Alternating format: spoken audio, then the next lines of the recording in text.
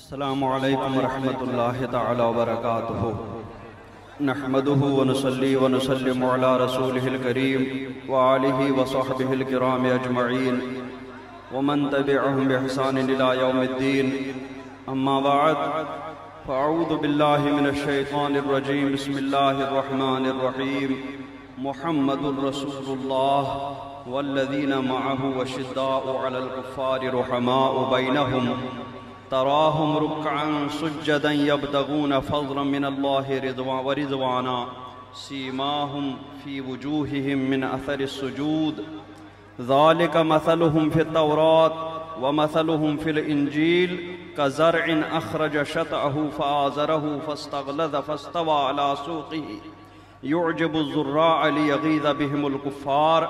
وعد الله الذين آمنوا وعملوا الصالحات منهم مغفرة وأجرا عظيما صدق الله مولانا العظيم وبلغنا رسوله النبي الأمين الكريم ونحن على ذلك لمن الشاهدين والشاكرين والحمد لله رب العالمين۔ آئیے سب سے پہلے اپنے آقا مولا تاجدار مدینہ صلی اللہ تعالیٰ علیہ وسلم کی بارگاہ بے کس پناہ میں درود شریف کا نذرانہ پیش کریں، پڑھیں بآواز بلند اللہم صلی علی سیدنا محمد وعلی آل سیدنا محمد واصحاب سیدنا محمد وبارک وسلم علیہم۔ حضرات گرامی، بہت دیر سے آپ لوگ علماء کرام دامت برکاتہم العالیہ کی تقرینیں سماعت کر رہے ہیں، بس اس لیے کہ اس محفل میں میری بھی شرکت ہو جائے، حکم کی تعمیل ہو جائے، اور پھر آپ لوگوں کو میری وجہ سے 10-20 منٹ اور حضرت کی زیارت کا موقع مل جائے۔ میں نے مائک ہاتھ میں لیا، اپنی نظروں کو آپ حضرت کے چہرے پر مرکوز کریں اور کانوں کو میری طرف لگائیں۔ میں نے جس آیت کریمہ کی تلاوت کا شرف حاصل کیا، اس میں اللہ تبارک و تعالی نے اپنے محبوب صلی اللہ تعالی علیہ وسلم اور آپ کے صحابہ رضوان اللہ تعالی علیہ مجمعین کا ذکر مبارک اور ان کے اوصاف مبارک کا بہت خوبصورت انداز میں بیان فرمایا ہے۔ صحابہ کرام رضوان اللہ تعالی علیہ مجمعین کا انتخاب بھی اللہ تبارک و تعالی ہی نے فرمایا ہے۔ سرکار دو عالم صلی اللہ تعالی علیہ وسلم کی حدیث پاک ہے کہ ان اللہ اختارنی، کہ بے شک اللہ تبارک و تعالی نے مجھے منتخب فرمایا، واختار علی اصحابی، اور میرے لیے اصحاب چنے، میرے لیے ساتھی چنے۔ تو صحابہ کرام رضوان اللہ تعالی علیہ مجمعین کا انتخاب اللہ تبارک و تعالی ہی کا فرمایا ہوا ہے، اور یہ مبارک جماعت ایسی جماعت ہے کہ جس نے سرکار پر ایمان لانے کے بعد اپنا سب کچھ سرکار کے لیے وقف کیا، اپنا مال سرکار پر قربان فرمایا، اپنی جانیں سرکار کے لیے نشاور کی، اپنا آرام، اپنا دن، اپنی رات، اپنا سارا وقت ان صحابہ کرام نے سرکار دو عالم صلی اللہ تعالی علیہ وسلم کے لیے وقف کیا، نثار کیا۔ اسی لیے قرآن پاک میں جا بجا اللہ تبارک و تعالی نے اپنے محبوب کا ذکر خیر بھی فرمایا، ساتھ ہی ساتھ اپنے محبوب کے صحابہ کا بھی ذکر جگہ جگہ فرمایا۔ تو سرکار صلی اللہ تعالی وسلم کے صحابہ جو اللہ تبارک و تعالی کا منتخب کردہ ہیں، ان صحابہ کرام کی شان یہ تھی کہ دن میں روزے رکھ کر کے یہ سرکار کی خدمت میں ہوتے، سرکار جیسا حکم فرماتے، جدھر کا حکم فرماتے، یہ صحابہ کرام ادھر کا رخ کرتے اس حکم کی تعمیل کرنے کے لیے چلے جاتے ہیں۔ روزے کی حالتوں میں یہ لوگ جہاد کے لیے روانہ ہو جایا کرتے تھے۔ اسلام کی سربلندی کے لیے نہ اپنا چین نہ اپنا آرام دیکھتے تھے، اور راتوں کو سرکار صلی اللہ علیہ وسلم کے یہ صحابہ وہیں عبادت گزار بندے بن جاتے تھے، یعنی صائم اللیل اور قائم النہار ان صحابہ کرام پر پورے طریقے سے فٹ بیٹھ جاتا تھا۔ انہی صحابہ کرام رضوان اللہ تعالی علیہ مجمعین کی فضیلت سرکار دو عالم صلی اللہ تعالی علیہ وسلم نے بھی اپنی احادیث کریمہ ہمیں جگہ جگہ بیان فرمائی، اور اپنی امت کو یہ حکم فرمایا کہ میرے صحابہ کا جب ذکر آ جائے تو اپنے زبانیں بند کرو، ان کے بارے میں کوئی ایسا جملہ نہ کہو جس سے ان کی توہین ہو جائے، جس سے ان کی شان میں گستاخی ہو جائے۔ اور امت کو فرمایا کہ صحابہ کا مرتبہ ایسا ہے کہ اگر تم لوگ احد پہاڑ کے برابر بھی سونا خرچ کرو گے، صدقہ کرو گے، تو وہ بھی اس مقدار تک نہیں پہنچے گا جتنا صحابہ کرام میں سے بعض نے ایک مد یا اس کا بھی آدھا خرچ کیا ہو اللہ کی راہ میں۔ قرآن پاک نے فرمایا، جس آیت کریمہ کا میں نے ذکر کیا کہ محمد الرسول اللہ، محمد اللہ کے رسول ہیں، والذین معہ، اور ان کے ساتھ والے یعنی صحابہ کرام، اشداء علی الکفار، کافروں پر سخت ہے، رحماء بینہم، اور آپس میں نرم دل ہیں، اور تراہم رکعا سجدا، تو انہیں دیکھے گا رکوع کرتے سجدے میں، یبتغون فضلا من اللہ ورضوانا، اللہ کا فضل اور رضا چاہتے ہوئے۔ یعنی صحابہ کرام رضوان اللہ تعالی علیہ مجمعین یہ دن میں چاہے کتنا بھی کام کرتے تھے، دن میں جہاد کرتے ہوتے تھے، لیکن رات میں ان کی حالت یہ تھی کہ کوئی قرآن پاک کی تلاوت کر رہا ہوتا تھا تو کوئی رکوع اور سجود میں سبحان ربی العظیم اور سبحان ربی الاعلیٰ کی آوازیں بلند کر رہا ہوتا تھا۔ اللہ کی بارگاہ میں ایسا تواضع اور عاجزی اور انکساری کے ساتھ یہ لوگ سر بسجود ہوتے تھے کہ آدمی کو یہ دیکھ کر کے بہت کمزور محسوس ہوتے تھے، لیکن جب یہی صحابہ کرام، یہی فاقے میں رہنے والے صحابہ کرام جب میدان جہاد کو جاتے اور پھر کفار کا مقابلہ کرتے، تو اس وقت یہی صحابہ کرام جو عاجزی اور انکساری اور تواضع کرتے ہوئے بہت کمزور محسوس ہوتے تھے، لیکن جب یہ کفار پر ٹوٹ پڑتے تھے، جہاد کے لیے جاتے تھے، تو یہی شیر ببر نظر آ جایا کرتے تھے سب۔ اور یہ اس جہاد سے، اپنے اس رکوع سے، اپنے اس سجود سے ان کو کوئی شہرت حاصل کرنی نہیں ہوتی تھی، ان کو اپنی نمازیں، اپنے سجدے دکھانے مقصود نہیں ہوتے تھے، بلکہ ان کے سارے کاموں سے ان کا مقصد اگر ہوتا تھا تو وہ صرف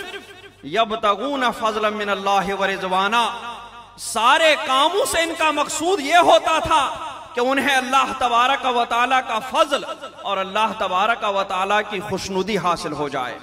اور سیماہم فی وجوہہم من اثر السجود، ان کی علامت ان کے چہروں میں سجدوں کے نشان سے، یہ جتنے سجدے کرتے تھے راتوں رات، جتنی بھی نمازیں پڑھتے تھے، ان تمام عبادتوں کا نور ان کے چہروں پر آ جاتا تھا۔ علماء کرام فرماتے ہیں کہ اس سے مقصد، اس سے مراد وہ دھبا نہیں ہے جو پیشانی پر لگ جایا کرتا ہے، بلکہ یہ اس سے مراد وہ نور ہے جو پہرے دل کو روشن کر دیتا ہے، باطن کو روشن کر دیتا ہے، اور پھر باطن سے اس کا اثر، وہ نور جب باطن کو جگمگا دیتا ہے، پھر وہی نور چہرے پر آ جاتا ہے، تو وہ چہرے کا نور بتا دیتا ہے کہ سامنے والا کتنا اللہ تبارک و تعالیٰ کا محبوب اور مقبول بندہ ہے۔ کیوں؟ اس لیے کہ فرمایا سیماہم فی وجوہہم، یہ نہیں فرمایا سیماہم فی جباہہم، ان کی پیشانی میں نہیں، بلکہ فرمایا سیماہم فی وجوہہم، ان کے چہروں میں وہ نور دکھتا ہے۔ وہ عبادتوں کا نور ان کے باطن کو روشن کرنے کے بعد اس کا اثر چہرے پر بھی ظاہر ہو جاتا ہے۔ ایک روایت میں ہے من کثر صلاتہ فی اللیل حسن وجہہ فی النہار، کہ رات میں جو کثرت سے نوافل پڑھتا ہے، رات میں جو کثرت سے عبادتیں کرتا ہے، رات میں جو کثرت سے اللہ تبارک و تعالیٰ کی بارگاہ میں اپنے سر کو جھکا لیتا ہے، حسن وجہہ فی النہار، تو دن میں اس کا چہرہ روشن ہو جاتا ہے، یعنی اس کا باطن روشن ہو کر کے وہ روشنی اس کے چہرے پر صاف صاف ظاہر نظر آتی ہے، وہ روشنی اس کے چہرے پر صاف نظر آتی ہے۔ تو انہی صحابہ کرام کے بارے میں اللہ تبارک و تعالیٰ نے فرمایا کہ ان کے جہاد تو اپنی جگہ، ان کے باقی چیزیں تو اپنی جگہ، لیکن یہ جو رکوع سجود بھی کرتے ہیں اس سے ان کا مقصد اللہ تبارک و تعالیٰ کا فضل اور اس کی خوشنودی حاصل کرنی رہتی ہے۔ اور انہیں پہچانا کیسے جائے گا؟ ان کا باطنی نور نکھر کر ان کے چہرے پر نمایاں ہو جاتا ہے۔ اسی لیے ان صحابہ کرام رضوان اللہ تعالی علیہ اجمعین کو جو بھی دیکھتا تھا تو دور ہی سے اس کو پتا چلتا تھا کہ یہ سرکار صلی اللہ علیہ وسلم کے صحابہ کی جماعت ہے۔ اور عیسائیوں نے جب ایران میں ان کو دیکھا، صحابہ کرام کے چہروں پر ان کی نظر پڑی تو انہیں صحابہ کرام کے چہروں پر وہ نور محسوس ہوا اور ان کی زبان سے بے اختیار نکل گیا واللہ لہؤلاء خیر من الحواریین، کہ حضرت عیسیٰ علیہ السلام کی صحبت میں رہنے والے ان حواریوں سے کہیں زیادہ سرکار کی صحبت کے یہ بارگاہ کے رہنے والے صحابہ کرام بہتر ہیں، کیونکہ ان کے اندر، ان کے چہروں میں انہیں وہ نور نظر آیا تھا جو انہیں حواریوں کے بارے میں سننے میں نہیں آیا تھا۔ اللہ تبارک و تعالیٰ نے یہ فرمایا، اور یہ کسی خاص ایک یا دو صحابی کے بارے میں نہیں فرمایا، بلکہ یہ سارے صحابہ کی اللہ تبارک و تعالیٰ نے یہ صفت بیان کی ہے کہ سارے صحابہ کے باطن روشن ہیں، سارے صحابہ کے دل روشن ہیں، اور سارے صحابہ کے دلوں کی وہ روشنی اور باطن کی وہ روشنی وہ تمہیں ان کے ظاہر میں بھی صاف صاف نظر آئے گی۔ یہ سارے صحابہ کی صفت اللہ تبارک و تعالیٰ نے بیان فرمائی ہے۔ تو اب وہ تو اندھا ہی ہوگا، اس کو اللہ تبارک و تعالیٰ نے مکمل طور سے اندھا ہی کیا ہوگا جس کو صحابہ کرام کے ظاہر و باطن کی یہ روشنی نظر نہ آتی ہو، بلکہ ان کو صحابہ کرام کے اندر بری ہی بری باتیں معلوم ہو جاتی ہوں، بری ہی بری محسوس کرتے ہوں، بلکہ ان کے دل خود ہی بیمار ہیں، ان کے تاریک دل، سیاہ دل ان کو صحابہ کرام کی روشنی محروم کر دیتے ہیں، کیونکہ اندھا جس طریقے سے آفتاب کی روشنی نہیں دیکھ پاتا ہے، اسی طریقے سے یہ دل کے اندھے صحابہ کرام کے سیرت میں انہیں یہ سب روشنی نظر نہیں آ رہی ہے جو اللہ تبارک و تعالیٰ نے اپنے صحابہ کرام کے بارے میں بیان فرمائی ہے۔ اور فرمایا کہ ذالک مثلہم فی التوراۃ، یہ جو صفت بیان ہوئی ہے کہ صحابہ کرام کفار کے مقابلے میں سخت اور آپس میں بہت رحم دل اور رکوع کرنے والے، سجود کرنے والے، اور اپنے ان تمام کاموں سے اللہ کا فضل اور اس کی خوشنودی طلب کرنے والے، اور ان کے چہروں پر سجدے کا اثر نظر آئے گا، یہ ساری صفات یہ تورات میں ہی اللہ تبارک و تعالیٰ نے بیان فرمائی تھی۔ کہتے ہیں ذالک مثلہم فی التوراۃ، تو اللہ تبارک و تعالیٰ نے اپنے صحابہ کی صفات سے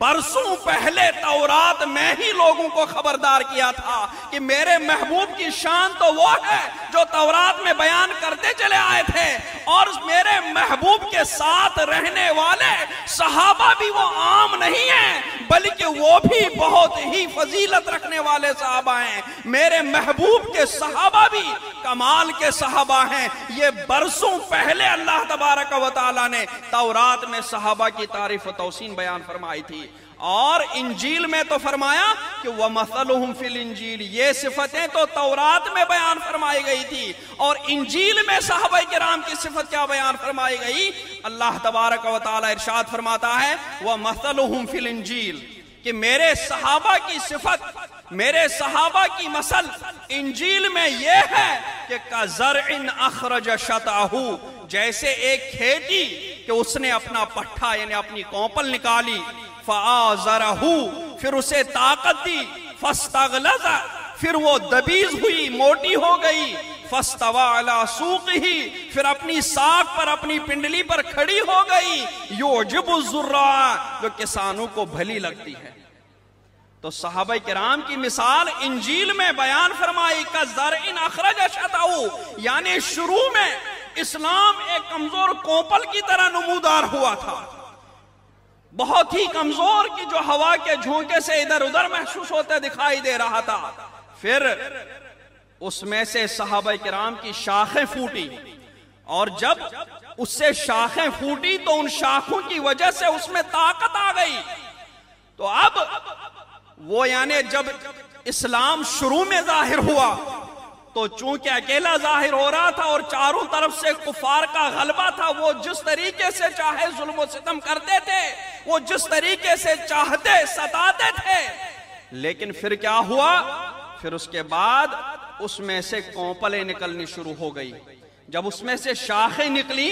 تو وہی شاخیں صحابہ کرام ہیں، ان شاخوں کی وجہ سے وہ چھوٹی سی کونپل وہ مضبوط ہو گئی۔ اب جب وہ مضبوط ہو گئی اور اس میں سے شاخیں نکلتی گئی تو ایک تو اس میں مضبوطی آ گئی، اور اس کے بعد دوسری یہ کہ وہ پھیلتا گیا، اور تیسری بات یہ کہ دیکھنے والوں کو وہ بہت ہی بھلا معلوم ہو رہا تھا، دیکھنے والوں کو اس سے بہت ہی زیادہ خوشی ہو رہی تھی۔ تو سب سے پہلے جب سرکار نے اعلان نبوت فرمایا تو کمزوری تھی، چونکہ اکیلے سرکار نے نبوت کا اعلان فرمایا۔ پھر اس کے بعد صحابہ کرام ایمان لاتے گئے تو اس کمزوری میں ایک ایک شاخ نکلتی گئی تو وہ مضبوط ہوتا گیا، جب نکلتی گئی تو پھیلتا گیا، تو مکہ میں پھیلتا گیا، مدینہ میں پھیلتا گیا، اور مضبوطی بھی آتی گئی۔ اور اس کے بعد پھر جو بھی ان کو دیکھتا تھا، سرکار کو دیکھتا تھا، اسے خوشی محسوس ہوتی تھی، صحابہ کرام کی مقدس جماعت کو دیکھتا تھا، اسے خوشی محسوس ہوتی تھی۔ تو دیکھنے والوں میں سے جو بھی صحابہ کرام کی مقدس جماعت کو دیکھتا تھا، اسے صحابہ کرام کے اندر وہ نور باطن ان کے ظاہر پر چمکتا ہوا نظر آ رہا تھا۔ لیکن جو بھی بد باطن، جو بھی دل کا اندھا اسے دیکھتا تھا تو اللہ تعالیٰ فرماتا لیغیظ بہم الکفار، کہ جو دیکھنے والے گیس میں جل جائیں، صحابہ کرام کی سیرت پڑھنے والے، صحابہ کرام کے چہروں کو دیکھنے والے جو گیس میں جل جائیں تو وہ مسلمان نہیں رہیں گے، کیونکہ صحابہ کرام کو دیکھ کر کے وہی جلے گا جو اسلام سے خارج ہوگا، جو کافر ہوگا۔ فرمایا لیغیظ بہم الکفار، کہ صحابہ کرام کی رونق، صحابہ کرام کا یہ پھیلاؤ، صحابہ کرام کی عظمت، صحابہ کرام کی مضبوطی، صحابہ کرام کی قربانی، صحابہ کرام کا یہ جذبہ، یہ اگرچہ مسلمانوں کو دیکھ کر خوش کر دے گا، نور والوں کو دیکھ کر یہ خوش کر دے گا، لیکن کافر جو ہی اس کو دیکھیں گے تو کافروں کو گیز میں جلا کر کے راکھ کر دے گا۔ اس لیے صحابہ کرام کی سیرت میں جو بھی پڑ جائے گا تو پروردگار کے اس آیت کا مصداق ہوگا لیغیظ بہم الکفار، کیونکہ صحابہ کرام سے جلن صرف کفار ہی کو ہوگی، صرف مشرکین ہی کو ہوگی۔ اور رہا میرے صحابہ کے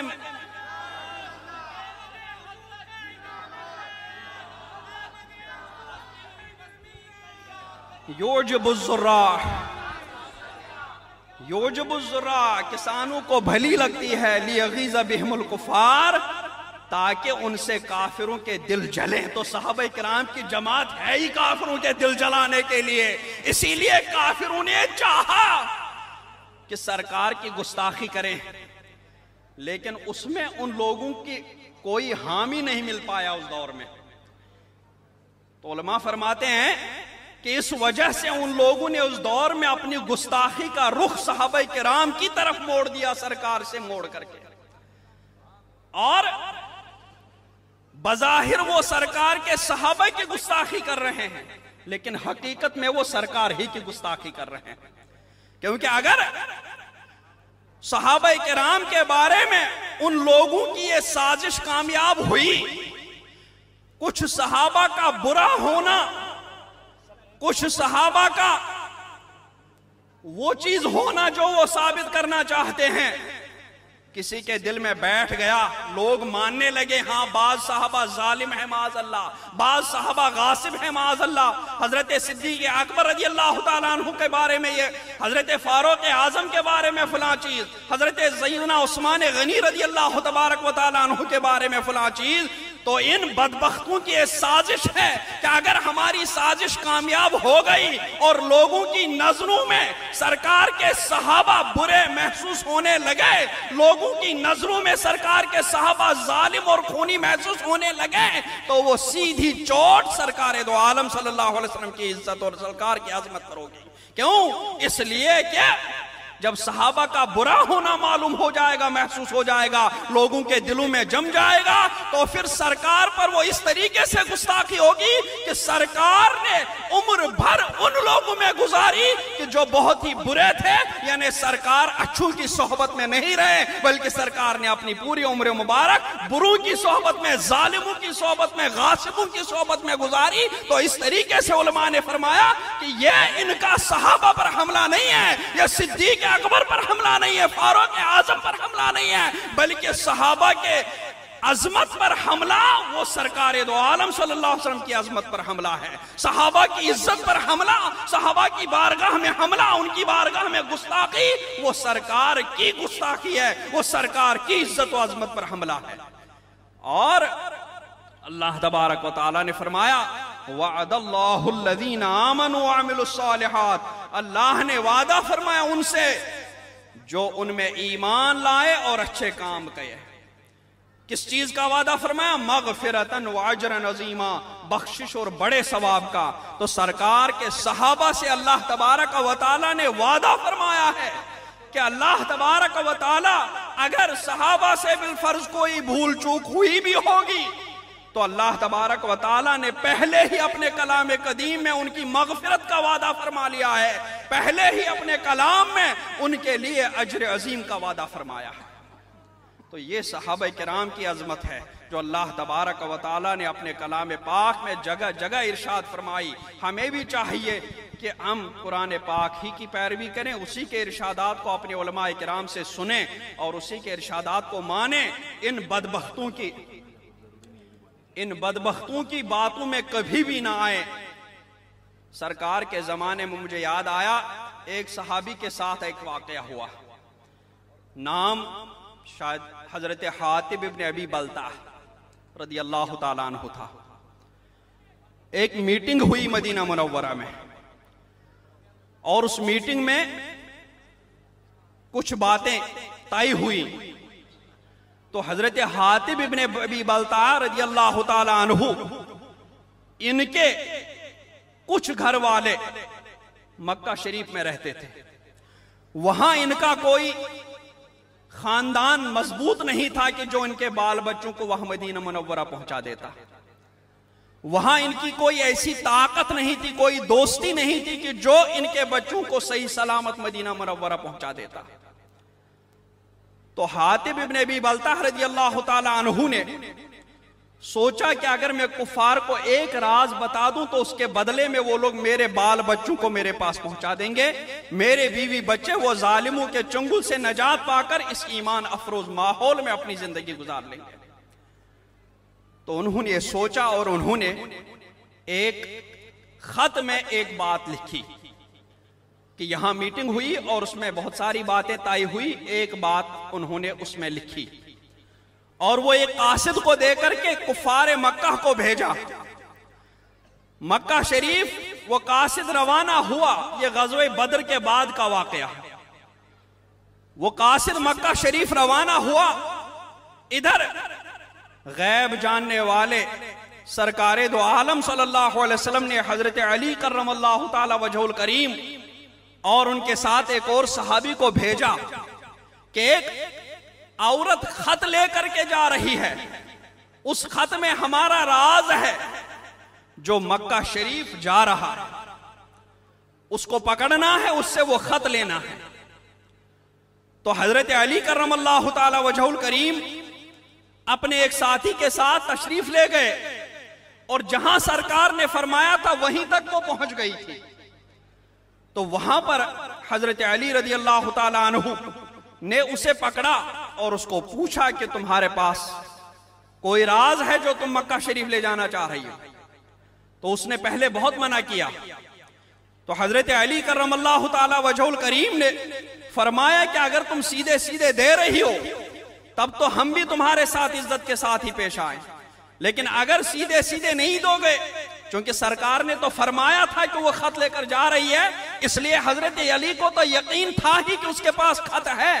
اس لیے انہیں فرمایا کہ اگر سیدھے سے دے رہی ہو تو ہم تمہارے ساتھ عزت کے ساتھ پیش آئیں گے، لیکن اگر تم نے دینے میں آنا کانی کی تو ہم پھر تمہارے ساتھ کچھ بھی ہو سکتا ہے۔ تو اس کے بعد جب عورت نے یہ دھمکی سنی تو اس نے اپنے بالوں سے وہ خط نکال کر کے حضرت علی کرم اللہ تعالی وجہ الکریم کو دیا، اور وہ خط لے کر کے سرکار کی بارگاہ میں پہنچے،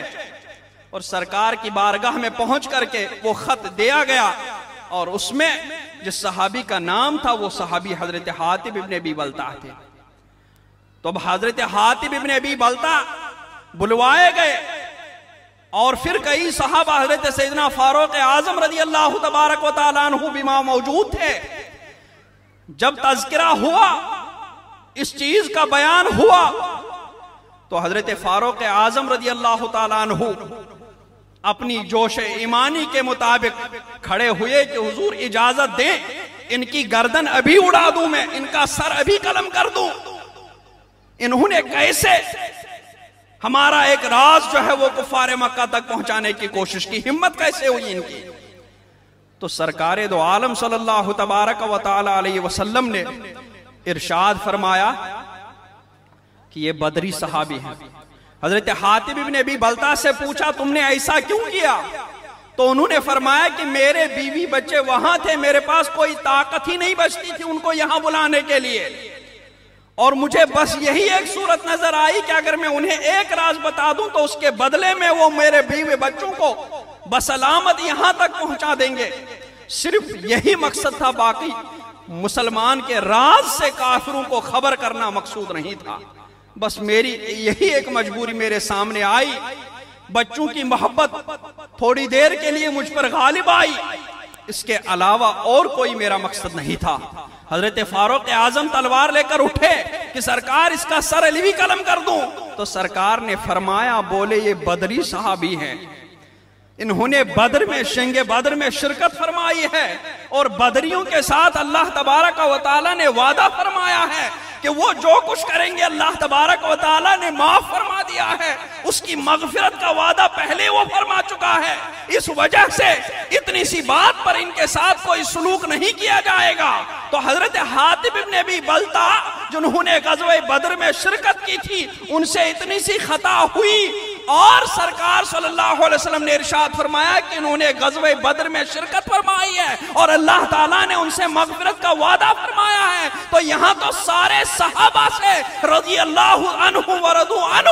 کہ سارے صحابہ اللہ سے راضی ہوئے اور اللہ ان سے راضی ہوا، تو سارے صحابہ کے بارے میں اللہ تبارک و تعالیٰ نے یہ خوشخبری سنائی اور فرمایا وعد اللہ الذین آمنوا وعملوا الصالحات منہم مغفرۃ واجرا عظیما، کہ اللہ تبارک و تعالیٰ نے صحابہ میں سے جو ایمان لائے اچھے کام کیے ان سے مغفرت اور اجر عظیم کا وعدہ فرمایا ہے۔ تو اگر بالفرض صحابہ سے کسی بھی قسم کی خطا ہوئی بھی ہو، بھول چوک ہوئی بھی ہو، تو اس کے لیے اللہ تبارک و تعالیٰ نے پہلے ہی مغفرت کا وعدہ فرمایا ہے کہ اس کی بھول چوک کو ہم نے پہلے ہی معاف کر دیا ہے، اور ساتھ ہی ساتھ اتنا ہی نہیں بلکہ اجر عظیم کا بھی وعدہ فرمایا ہے۔ تو جن کو اللہ تبارک و تعالیٰ نے جن کی شان یہ بیان فرمائی ہو، جن کے بارے میں یہ فرمایا ہو، ان کے بارے میں ہم اور آپ کو کیا حق بنتا ہے کہ ہم ان کی شان میں گستاخی کریں، ان کی بارگاہ میں ان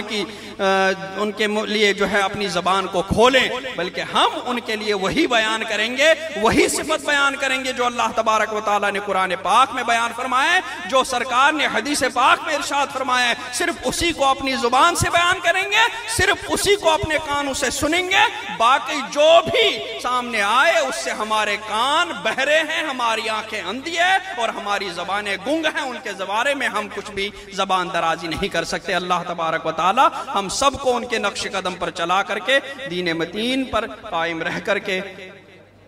اسی پر ہمارا خاتمہ فرمائے. وصلی اللہ تعالی علی خیر خلقہ محمد وعلی آلہ وصحبہ اجمعین برحمتک یا ارحم الراحمین.